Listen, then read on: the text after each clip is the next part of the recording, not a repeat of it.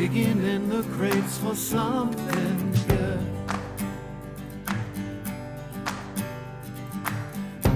Hidden gems often misunderstood.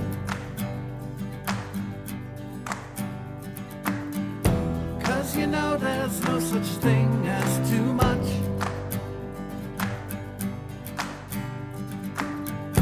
Miscellaneous important stuff.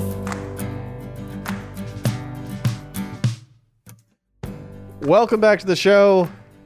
So sorry for the late upload. I've had some issues this week, so I did not intend to be uploading this on a Wednesday night, but I actually recorded an episode with my friend Nick last night, and it didn't work out. I can't post it, and that's not because I have it and I'm just not gonna put it out there. It literally won't work. He's in California. He recorded his audio there. It didn't record right, and I have no idea how I can sync them up. So it would just be unlistenable, which is disappointing. But I can tell you, I won't be deleting that audio. So if you ever want to, I guess, hear his side of the conversation and then listen to my side of the conversation and then try to figure out how those match up, you contact me. I'll let you do it. I have the files available, so let me know. But anyway, this week, my brother was here. My brother Ryan was back on, and we talked about rock climbing. Ryan's been climbing for quite a few years now. He took some time off, and he's back at it again, and he's writing a guidebook for the Wichita Mountains for bouldering. He's writing a guidebook for bouldering, and if you don't know what that is, he'll talk about it more in this episode, but it's pretty interesting. It's interesting stuff if you don't know a lot about the Wichita Mountains or about rock climbing or anything in that realm, then this will be new to you. So it was a lot of fun. Love talking to my brother. I hope you guys enjoy it too. Here it is. So, why don't you just tell me what your plan is. I know what your plan is, but tell me about this. Tell you again. Well, other people are going to hear it too. Tell me about the guidebook and why you want to do it and what it is actually. Okay. Well, I started climbing in 2011 after I came back from basic training in the military. And is that when you started? I think so. I think that's when I got back. But you started immediately after that? It was pretty close. Like, that was one of the things. I had a little journal while I was gone, and I said I'm going to climb mountains, and I figured what better place to start than a rock climbing gym. Well, it's probably the place you should start instead of just climbing mountains. Yeah. But shortly after that, I started climbing at Rocktown in Oklahoma City, and then ended up working there, and then working at the climbing gym in Norman, Climb Up, when it opened. And I didn't have very many climbing partners when I started, because when I'm out in public, I'm shy. So I didn't want to approach anybody about going outside and climbing, but I was like, I really want to go outside and climb, but all I know how to do is route climb. I only know how to climb with a rope. And I knew about bouldering, but Rocktown in Oklahoma City didn't really. They had one tiny little bouldering room, so it wasn't. Explain that too. Most people don't know what bouldering is, or they think bouldering is like jumping from one big rock to the other. That's what it sounds like. Yeah. So, general picture everybody gets of rock climbing is you got two people. One person's on the ground holding the rope. The other person's climbing, and if the person that's climbing falls, the person at the bottom catches them with a rope. So that's rock climbing or sport climbing or top roping. The other stuff you see in movies. Yeah, like Cliffhanger and Cliffhanger Vertical he was Limit. like no ropes. He was free soloing for whatever reason. The opening scene to Vertical Limit then. That's like the worst example of climbing ever. But one a lot of people have seen, I think. The other version is bouldering. So sport climbing and top roping, those go up, upward any like 30 feet to, thousands of feet. Bouldering is usually between 5 and 25 feet. most of the time. But there's no ropes. You just carry around these crash pads with you, which are like glorified folding twin-size mattresses that you lay out on the ground. That way, if you fall, you land on those and don't break your legs, your ankles, or your wrists. It really is like the size of a mattress too. Yeah, I've slept on it before. You don't have to have a blow-up mattress when you go camping if you have a crash pad. That's a good point. You know what? I should have slept on your crash pad when I was instead sleeping on the hard ground last time we went. Probably been warmer too. You should have too. Yeah. I don't ever think about it when I'm out there. No, you're just like waking up saying, I've slept on a rock last night. What could I have slept on instead? There's a crash pad in the car. $200 foam mattress I purchased for myself. Yeah. But yeah, so with bouldering, you don't need a partner. I mean, it's always good to have someone with you when you're doing a dangerous activity. So I bought 2 crash pads and I started heading out to the Wichita mountains and finding bouldering on my own. When I started climbing, it was very quickly apparent that the Wichita mountains here had a really rich history of traditional climbing where you place protection and gear as you go while you carry your rope, and then also some sport climbing where there are already bolts that are drilled into the rock and you attach to those as you go up. But and there was guidebooks for that. People had made those to where they're like, this right here, this is a route, this is how you get to it, and all of that. So that was easy to find. But again, I didn't have a partner. You need a partner for all of those. So I went out to go and try bouldering, but nobody had ever made a bouldering guidebook for it. There's plenty of 5 to 25 foot tall boulders out there, but nobody had done it. So there's some stuff online on mountainproject.com, which is like an open source guidebook where anybody can put stuff that they find and have other people go and climb it. Very simple website too, like a basic looking website. Yeah, it's like DOS almost. Yeah, it's like it's from the early 90s. Yeah. Like we don't need to update. But yeah, there was very little stuff. So I took it upon myself that I was like, I'm going to search the whole entire, 3,000 acres and see if I can't find all of the stuff I can do, and then make a list of all the stuff that I can't do, and then try to make a guidebook out of it. And that decision I made like back in 2015, but then took a long hiatus from climbing for about 3 years, and have just recently gotten back into it to finish that up. Yeah, and I remember I've asked you for a while if you're going to get back into climbing, and I feel like for a long time you weren't sure. Yeah, it was a love-hate relationship. It's I think it would compare it to any other kind of competitive sport almost, where you can get sometimes you're really passionate about it and you're just like, this is the only thing I want to do, and then when you're not improving, or if you're not you can't spend enough of your time doing that activity, it just kind of wrecks your mental health almost. Yeah. And that's kind of where I got with that. I was getting hurt all the time because I was climbing too much and not resting ever. And when I would go outside, I just wasn't feeling it anymore. I just really burned myself out on it. So what got you back into it then? Because now you seem pretty motivated again. Was it just taking the time off? I think the time off really helped, but this time around, like, I have a life build up, or a life built up. So it's the last time I was climbing, it was just everything was about the climbing, and I didn't really care about work. I didn't really care if I had an income or if I had any other obligations or anything else to do. It was the only thing I was focusing on. Like, now I have a good job. I make decent money, and have like a small life formed, where I guess the political or the normal term would be having my shit together. So is that the normal term, or is it the the millennial term? I don't know. But So now that I don't know, I have the money to go out there whenever I want. And I love what I'm doing right now, but I also have this self-discipline to say, okay, I'm only going to go climb 3 days a week. On anytime I felt like I was overdoing it this time, I'm able to just stop.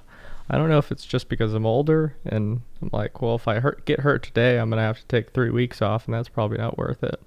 But the guidebook before seemed daunting, like it was impossible to do. And this time around, I broke it up into small sections on stuff I have to do, and it seems possible, I guess.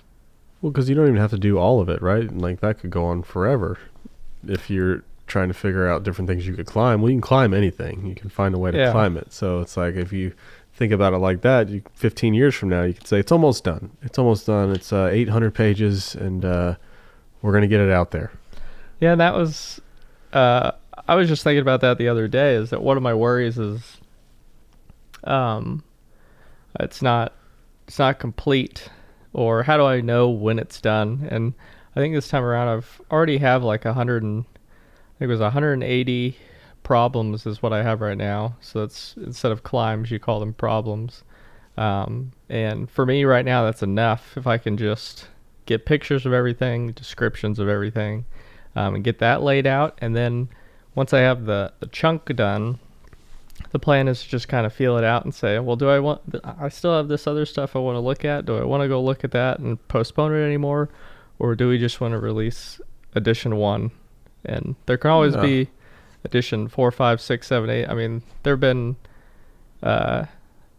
been guidebooks for the Appalachian Trail for 60 years, and the one that you buy today isn't the one that was bought the first time. So because people discover new things, they see new things that you maybe wouldn't have. Yeah, I think the more important to me now is the climbing community in Oklahoma is young, and I think the important thing for me now is I just want to get it out there so that people can start enjoying what I would call little there is at this time. Oh, what's a lot then? Seems like there's a... I don't know, some guidebooks for like Horseshoe Canyon Ranch in Arkansas it's like 400 boulder problems. But people have been climbing there for specifically bouldering for like 20 years. And that's a large community of people, multiple people, hundreds of people probably putting up problems and telling the main guy that wrote that guidebook, Cole Fennell, found a new problem, you put it in the next book, and he's already done 2 or 3 books just on that place. So I think 180 for one person, I think, is well, not just for me, because there's plenty of stuff in there other people have found that I've put online and that I've put together all and wrapped into one. But you're still doing that work. You still have to do the work that they're not. I'd say for just maybe a dozen people that have gone out there and done some bouldering, that we've come up with 180 problems in a place that's in the middle of the American Great Plains desert, pretty much, is pretty impressive. Yeah, I think that's awesome. How many people are out there right now climbing that you know of that go out there frequently to climb? Is there anybody? Or is it something that was more in the past and it just isn't happening much anymore? For bouldering? Or climbing, just like sport climbing? I think for the traditional climbing, sport climbing, and that stuff, there's still a lot of people that are going. Especially outdoor season really starts like this month, because the temperatures are going to be good. You don't want to be climbing when it's 95 out, but when it gets 65 and lower than that, I mean, that's fantastic for climbing. So, but for bouldering, I still feel like it's not. The number is very low, because all they have is that little, unless you know me or somebody else that I've climbed outside with frequently, you don't know the vast amount of bouldering that's out there aside from what's online or what I've put online. Yeah, but why has nobody else gone out there and just looked around? I think it's because when you get out there, it's just obviously a daunting project to put together all of it, because you can easily go out there and see, there's a bunch of stuff out here. But then if you sit down and think about it, you're like, how many times am I going to have to drive from Oklahoma City to Lawton and take the hour and a half drive, hike around, clean boulders off, climb them, name them, write them down, take a picture of them, and then do that for, 200 or 300 different boulders. It's your How many maybe times have not you been worth out my there? time. How many times have you been out there alone? The trip log that I have, where I have all of my pictures and everything, I think it's like it's 67 trips. Man. Which, I mean, some of them are 1-day trips, some have been 3-day trips. So, I mean, just specifically to go down there for that, but I mean, looking at like 150 or 200 days probably. That's a lot. Yeah. I'm getting ready to go every weekend this fall into the spring too. So. Hey, when's that happening though? I thought you were already going to be doing that. Well, so last week it was too warm. We went the weekend before that. It was pretty dang warm outside. Could have been worse, but yeah, it was definitely not. It wasn't like comfortable. Yeah. So, but starting this weekend, I work early on Saturday, but I'll be going out there through Sunday, and then the next weekend is a 3-day weekend. Be gone Friday night through Monday morning. Are you excited? Yeah, I mean, that's what I'm looking forward to. Normally, I look forward to, like, I don't know, getting off work and going home, but now I'm looking forward all the way to the weekend. Yeah. So I go out there. I got a plan of attack. That's good. I'm ready to go forward, yeah. So explain because now you've sort of explained what it means to boulder, but to put up a boulder problem, what does that mean? I think that's, for other people, they're just looking at a rock. But what does it mean to put up a problem? Yeah, so like so basically, I mean, the first thing you're gonna find a boulder that looks cool. So climbers like overhangs, not just we're looking for something other than like a milk dud sitting in a wheat field, basically. Looking for a cool boulder where it juts out and half of it's overhanging for 45 degrees, really cool looking holds. But I mean, the reality of it is you just find a boulder. You get up close to it. You start hugging it. You're looking for little edges and crimps on the rock. Hugging it out. Yeah, I mean, I'm sure if somebody had walked, or if somebody just was like a fly on the wall sometimes when I found a boulder for the first time, and they're seeing the way that I'm like holding on to it and just walking up and like rubbing it, they'd probably think I was some kind of instead of a tree hugger, a boulder hugger. You're like, I am one with nature. Yeah. But yeah, you get on there, you start looking for different holds. You start cleaning them off. So if there's bits of rock that look like they're just going to fall off, you're checking to see if it's just crumbly, or if you need to get the top layer off until you get to the solid layer. And then you pick a place where you think it starts, which is usually the lowest point on the boulder, and then however you get to the top from there.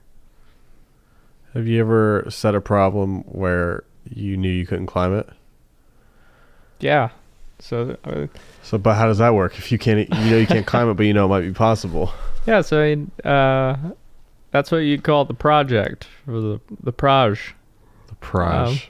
Is that a thing? Yeah. So there's been several times where I've cleaned something up and looked at it and said, like, wow, that looks really cool, but those holds are way too small for me to hold right now. So and then sometimes I'll try stuff and actually end up being able to do it. It wasn't as bad as I thought it was going to be.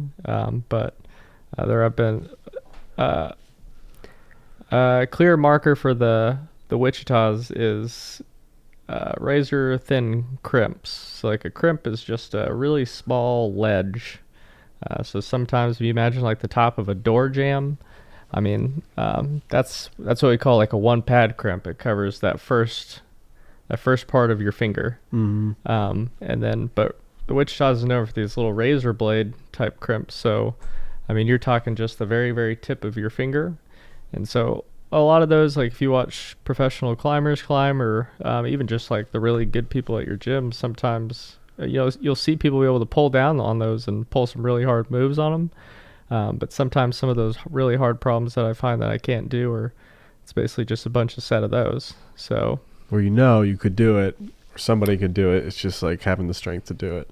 Yeah, it's almost like telling a football player, like, or if you're watching football and you're like, if you can touch a pass, you can catch a pass. Oh, I love that. Yeah, so it's the same thing with bouldering. Like if the holds are there, it is possible. You just haven't. Either you can't do it or somebody else, or you need to find somebody else who can. So that's another big part. Is like I'd like to list those in the book too. The really cool projects that I found that I can't do, in hopes that somebody will find them, do them, contact me back saying I did this. This is how hard I think it is. Second edition of the book. Hey, this isn't a project anymore. Jay Sheldon sent it and said it was a. That's a right, he V12. did. Yeah. So, yeah, because they can't. It's too daunting a task to do for one man. It's possible. Your guidebook. People. I used to think the guy that did the guidebook needed to be the guy that climbed everything, but in reality, like you were saying, it's a large task, and you're really just the person that needs to take in all the information, put it out in an easy to read form. Yeah, and let other people help it evolve.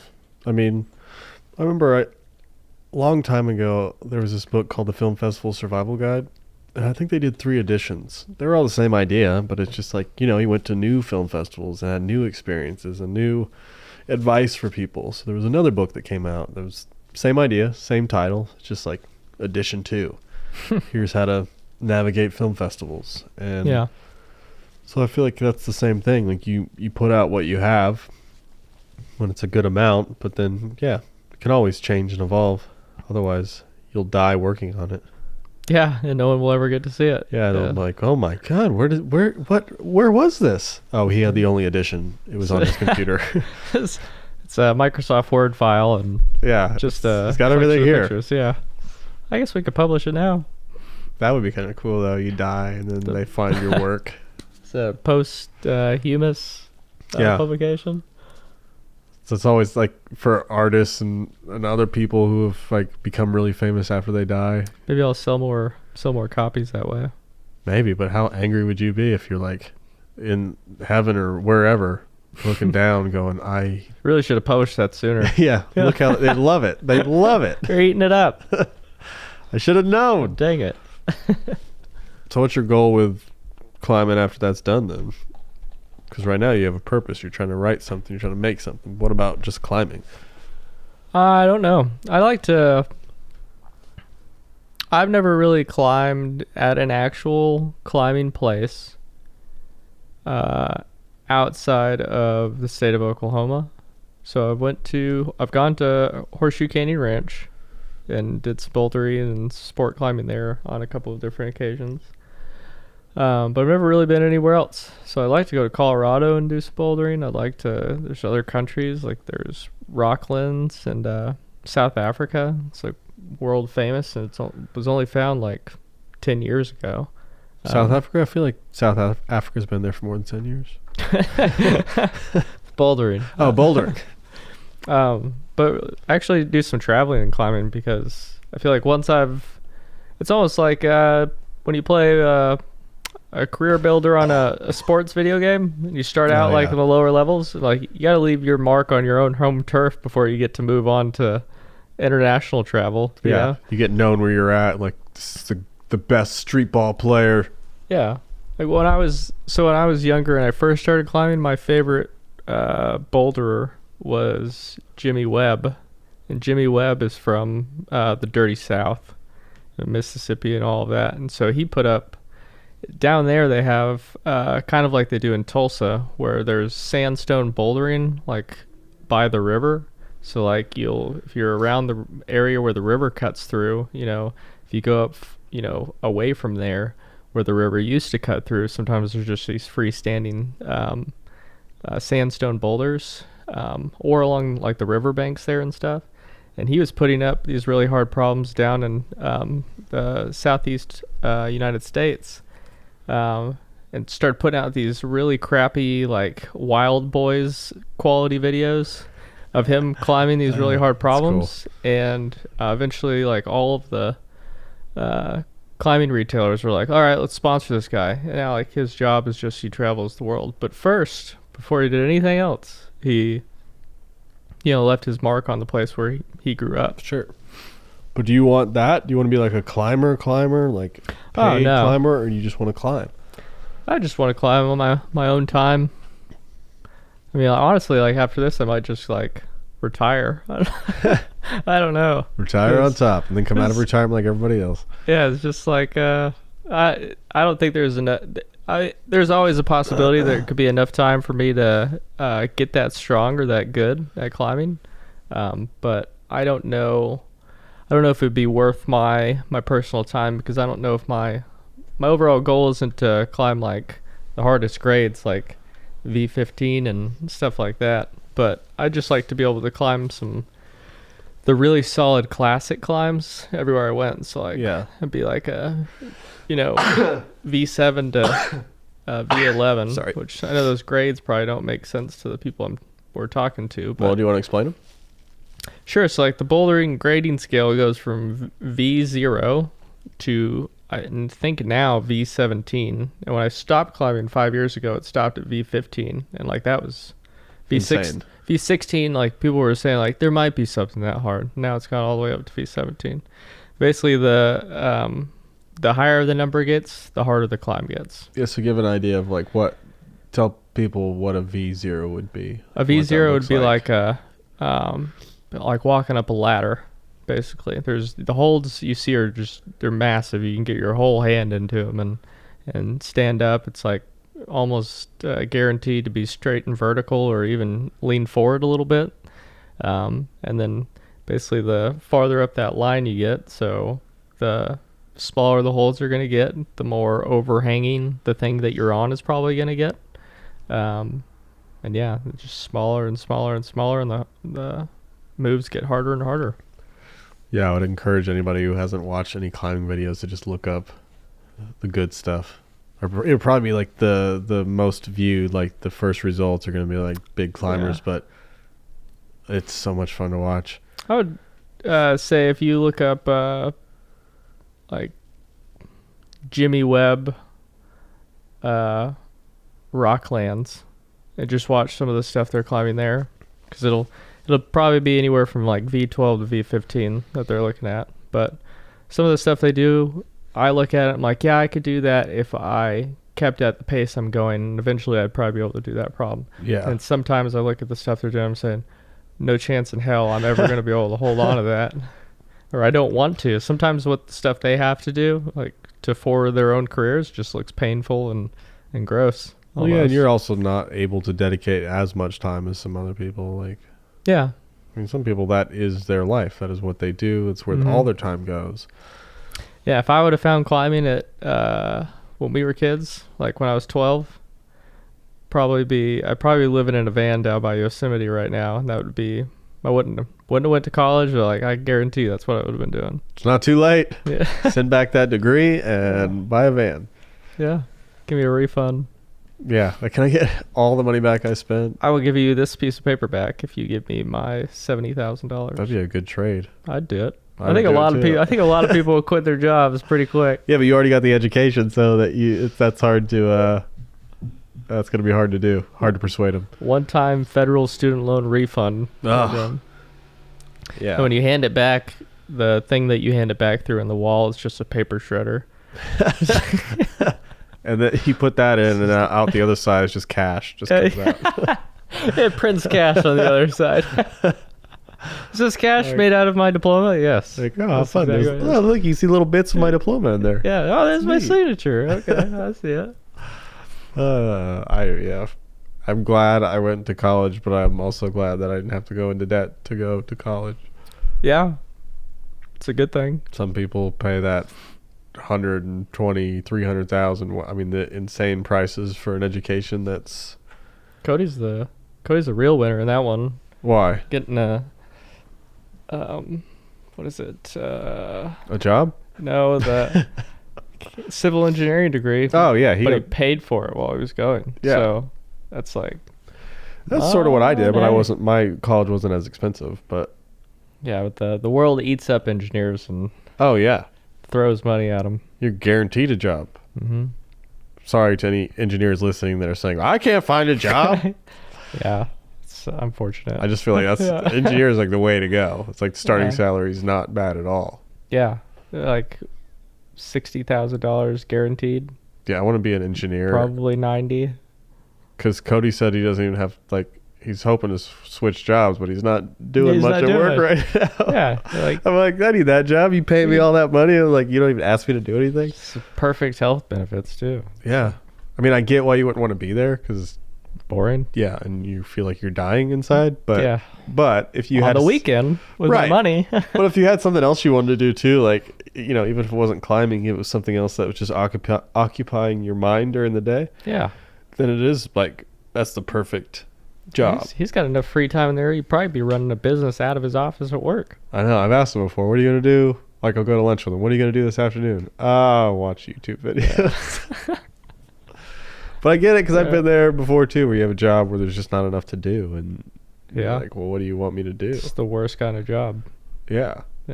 It sounds great when you're not doing it. Mm-hmm. Everyone else is like, what are you complaining about? Like, it's awful. I just want to have purpose in my life. I don't know. It's weird. I sit in a tin cube lit by fluorescent lights for Ugh, 8 hours a day. stop. Yeah. With old people that hate themselves. Yeah. I no longer believe in the 40-hour work week, even though I'm someone who's always worked as much as I can. It's not it's different being at an office. Yeah. Well, what do you mean? I don't know. I think if you could work from home, more people would work more. Yeah, maybe. I think Some people, I think we get nothing done. would work 52, 60-hour work weeks if they were just like, yeah, you can work from home. Feel like sometimes some people would just sit at home and just do nothing but work for 18 hours. Yeah, maybe. I have and a then harder do time nothing working the at next home. day. That's true. So, yeah, if we're going to do 40 hours a week, I want 2 20-hour days, and then I want the rest of the week off. That's what I want to do. You wanted to be a firefighter. Is that what they don't do that long? They do 2 or 3 days at the station. Yeah, I don't think you can off. legally have them do 20-hour days.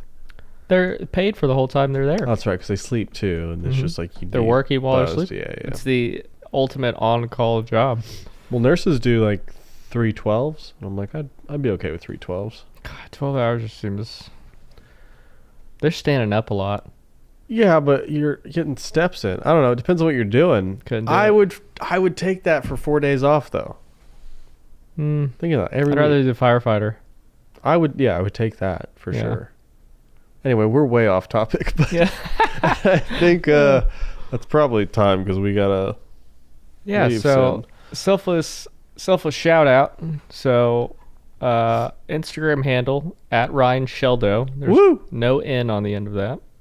But there's a link on there to my blog spot for the Bouldering guidebook. And then here pretty soon there'll be refugebouldering.com, which will be the website for the guidebook. Which I just looked up and found out that it's pretty unusual to have your own website for your guidebook because I couldn't find another one that had one. Is it? Everyone has a website for everything. I don't know, but that's how I'm gonna do it because you're gonna get the book and there's gonna be references back to the website if you need more information because you can't put everything in a book. You can also add stuff that just shows more of what the Wichitas have to offer outside of bouldering, which would be cool. Yeah. Okay. Well, keep me updated, and you can either come here and talk about it more, or I'll just plug it. I'll talk about it. Plug it. Yeah. On a different episode. Give him a book review. Yeah, I'll be like, I read it. This is not sponsored because he has no money because nobody's buying it. Please buy a copy. Yeah, please buy a copy. Please. It's great. Yeah. Promise. Okay, well, thanks, and I'll talk to you soon. Sweet. All right, bye. Bye.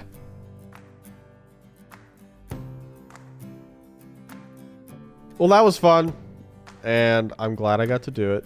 We actually did cut this one a little bit short because we went straight from recording to a stand-up show that he invited me to. So that was actually a lot of fun. We just had to cut the episode like I think 5 minutes short or something like that, but still worth it. I feel like he was able to get all the information out there that he needs to, and he'll definitely come back when he gets closer to finishing this book, which hopefully will be, I don't know, within the year or so. I don't know how long this stuff takes. Okay, I'm just rooting for him, trying to support him. Yeah. Also, I'm not gonna apologize, but I just will point out my voice. I am sick, congested, but yeah, I also just feel I haven't felt well at all. So, you know, if you're listening to me talk and thinking, I wish he'd stop, I'm sorry. Well, there you go. I ended up apologizing anyway. So I'm sorry. Hopefully next week my voice will be better. And I feel like I've been sick a lot lately, but I'm going to figure that out. Things are going to be great. I'm going to stay positive, and I'm going to figure out all these computer problems too. And next week is going to be phenomenal. I don't even know what the episode is yet, but it's going to be great. So thank you for showing up. I really appreciate it. It means more to me than you know, because I've already almost been doing this a year, which is crazy to me. And so anybody who's been listening for that length of time, or even half that time, I really appreciate it. Really appreciate it. And I'm just going to keep doing this, even when it doesn't go well. But that's it for now. If you like this episode, please let me know. If you hated this episode, please let me know. And if you have any ideas for future episodes, please let me know. Thank you so much for listening, and I'll see you next week.